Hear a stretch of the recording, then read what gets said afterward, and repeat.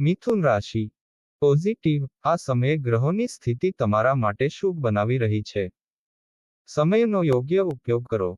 અચાનક તમે કોઈ અજાણ્યા વ્યક્તિ સાથે મુલાકાત કરશો, જે ફાયદાકારક રહેશે. કોઈ પણ પારિવારિક ધાર્મિક પ્રસંગ પણ શક્ય છે. નેગેટિવ સાવધાની રાખો અથવા લેવડ દેવડ મુલતવી રાખો, નહીંતર કેટલીક ભૂલો થઈ શકે છે. નકારાત્મક વલણ ધરાવતા લોકોની ખોટી સલાહ તમને તમારા લક્ષ્યથી દૂર કરી શકે છે. તમારી પોતાની કાર્યક્ષમતા પર વિશ્વાસ કરવો વધુ સારું છે. વ્યવસાય વેપારમાં યથાસ્થિતિ પર ધ્યાન આપો. માર્કેટિંગ સંબંધિત કામ અને પેમેન્ટ એકત્ર કરવા માટે આજનો સમય સાનુકૂળ છે. ધ્યાન રાખો કે બેદરકારીના કારણે ડીલ કેન્સલ પણ થઈ શકે છે. સરકારી સેવા કરતા લોકો પર કામનો બોજ વધશે.